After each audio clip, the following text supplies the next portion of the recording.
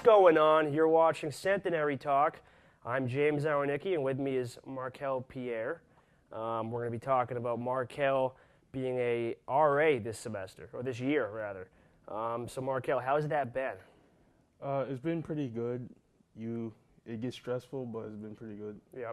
So what? You started, what building are you in? I'm in Anderson and Wash. Okay, both. Yeah, you take two buildings. Yeah. Because I'm part of middle campus, so I have to take two buildings and one Wash. Yep. A lot of stressful hours and. It is. It takes a lot of your time up. When you're on duty, it's actually the easiest part of it, but it's like outside of duty that's actually hard because you have to put in a lot of time and effort. I'm sure. Well, obviously there's a lot of preconceptions about being an RA, and they're kind of the bad guys.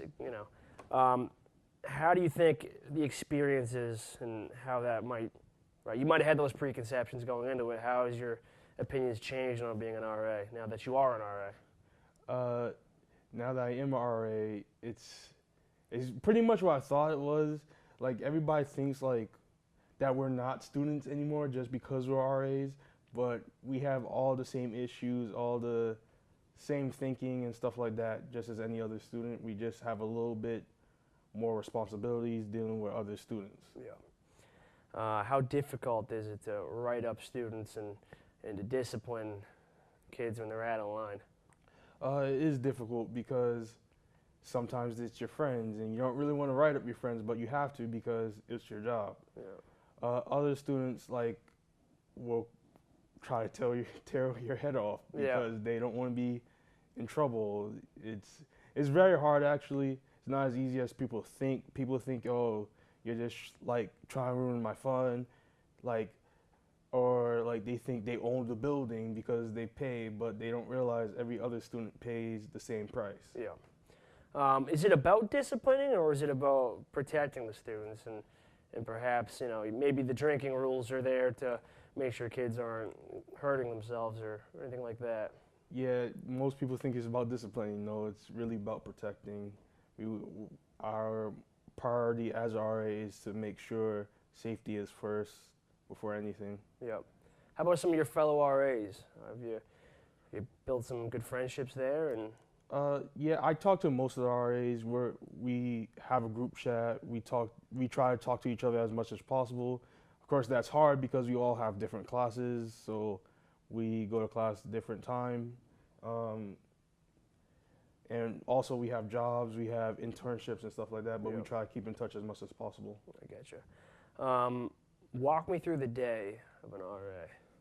Walk you through the day.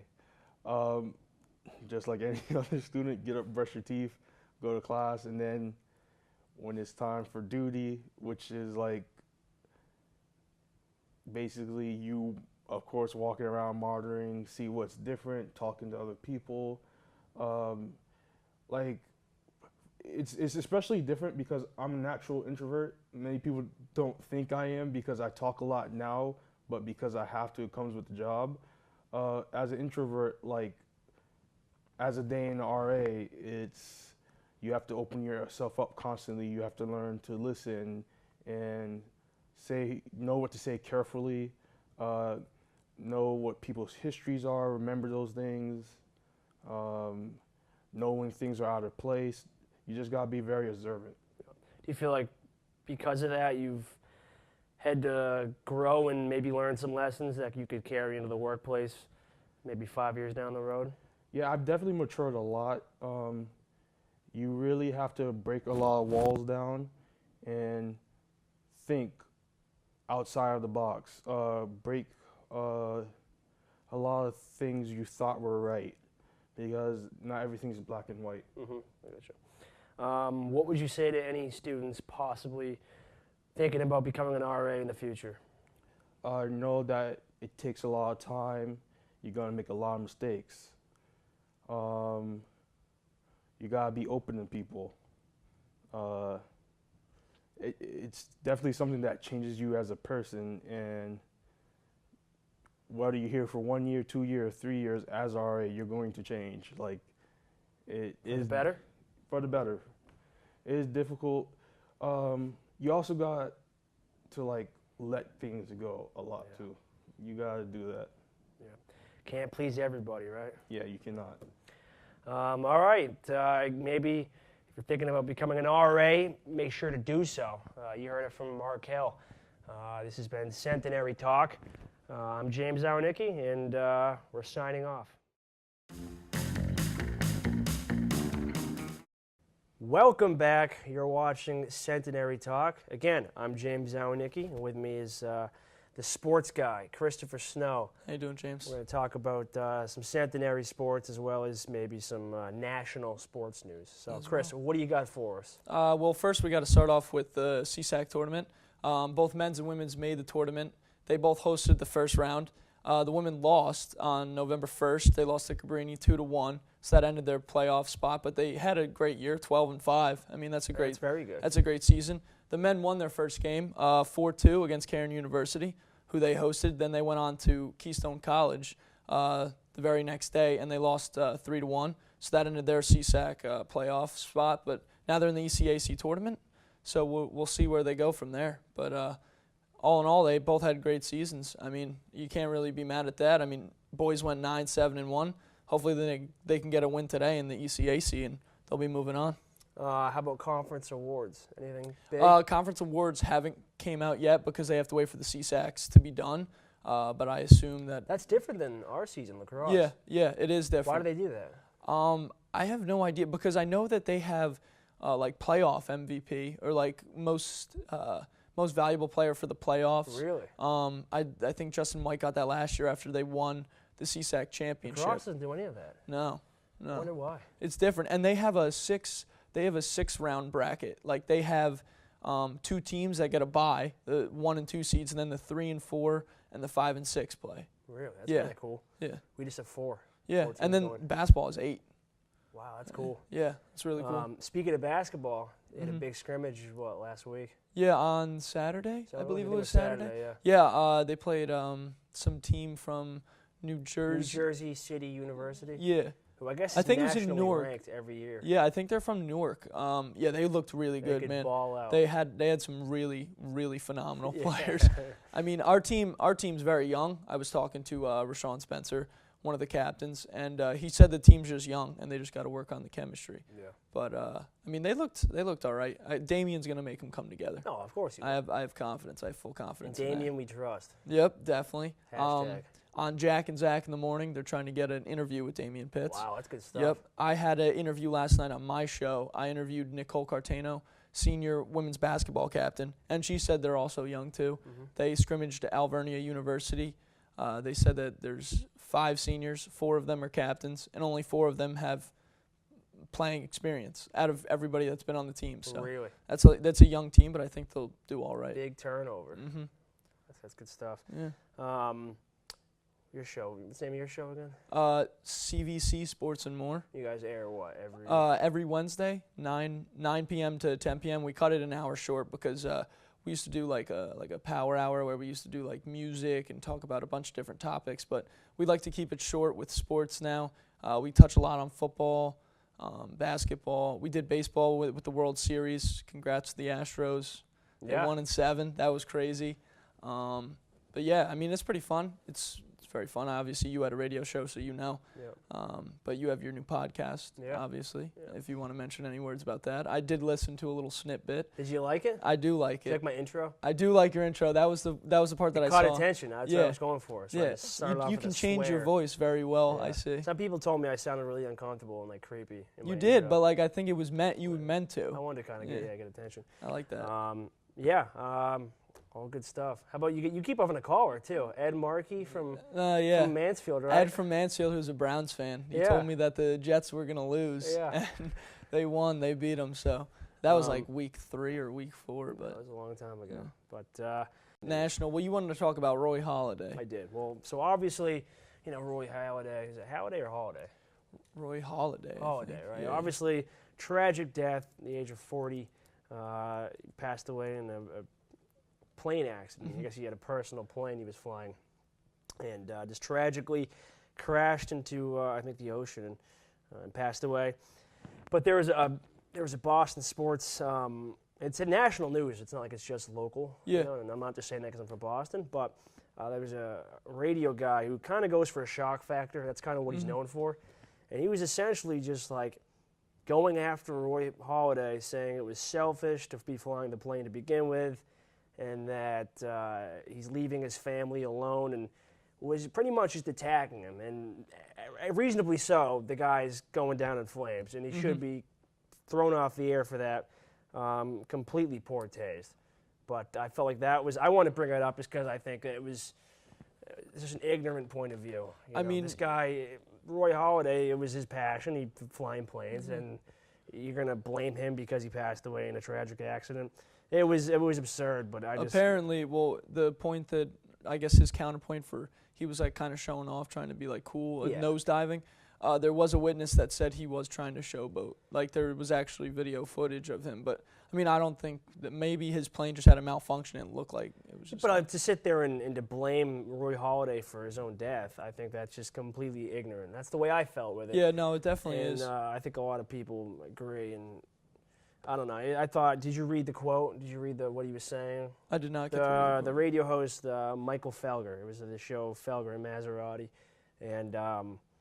I don't know. I feel like his point of view, his perspective was completely idiotic and completely ignorant, you know, because it was obviously a tragic accident. It was almost as if he was portraying it like it was his own fault and that he could have avoided it by not flying planes altogether. I don't know. It was absurd. That's like telling us not to have like a passion or something. Yeah, like it was completely ridiculous. And he was saying,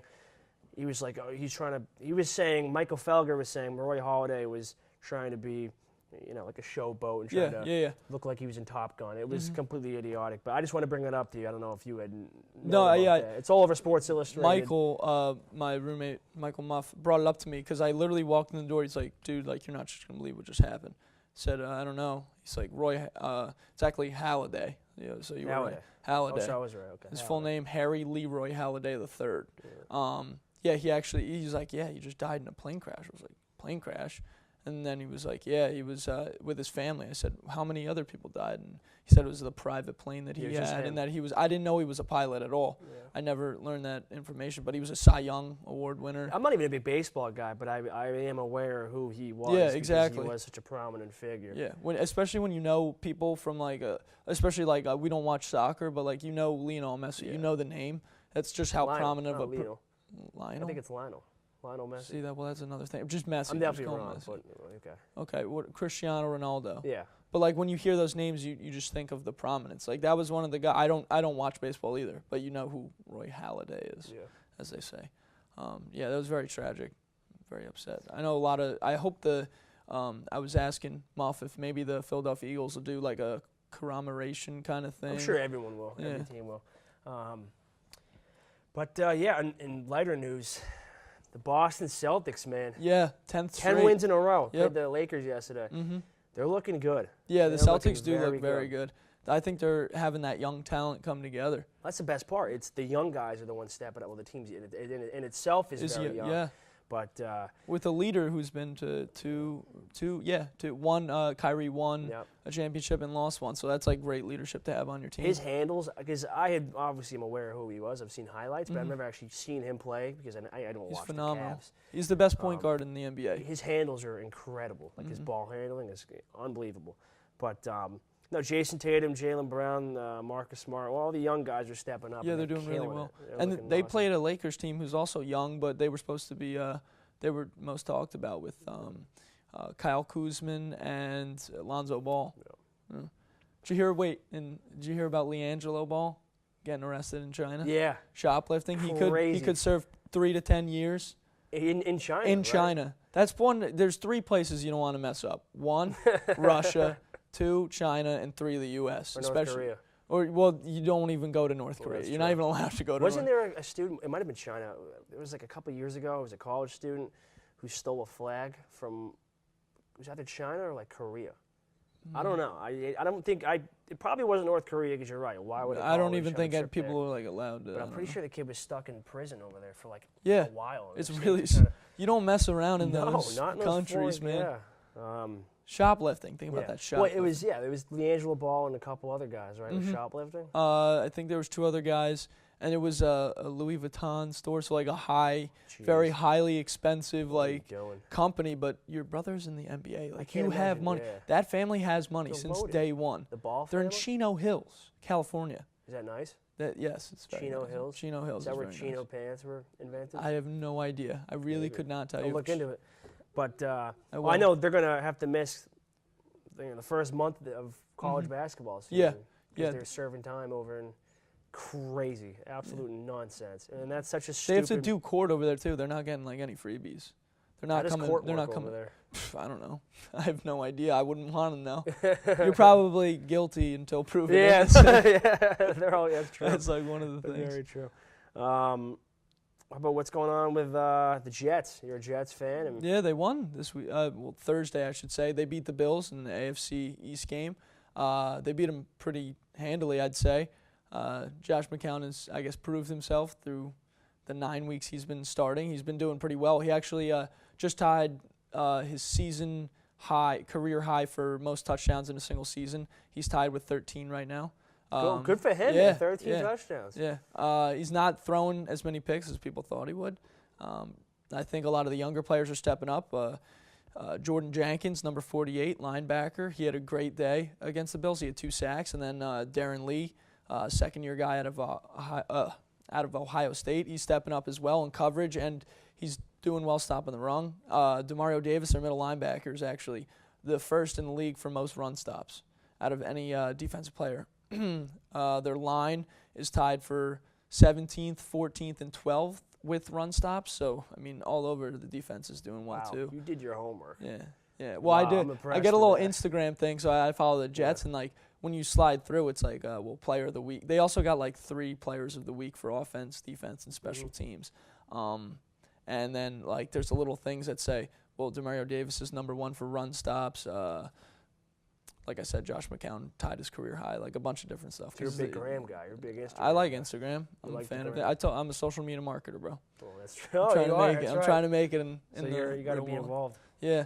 Speaking about being involved, before we end, we got to talk about what's coming up for us. I think it's very big. All right, introduce it. Yeah, it's all you. We're gonna be, I guess, hosting. I would say There's a live stream. we're gonna be the hosts of a fashion show. Now, I don't know anything much about fashion at Why all. were we even asked? I don't. I was. Nicole asked. us, Nicole came up to me and asked me if I wanted to do it, and then I told you about it, and she said, "Yeah, you can get Jamie to come on." And then it kind of just worked out like that. Like I know the hemline, maybe a sundress. Like those are the terms that I know. Sundress. A romper. The sundress is like short, right? Yeah. Okay. I mean, that's all I know really.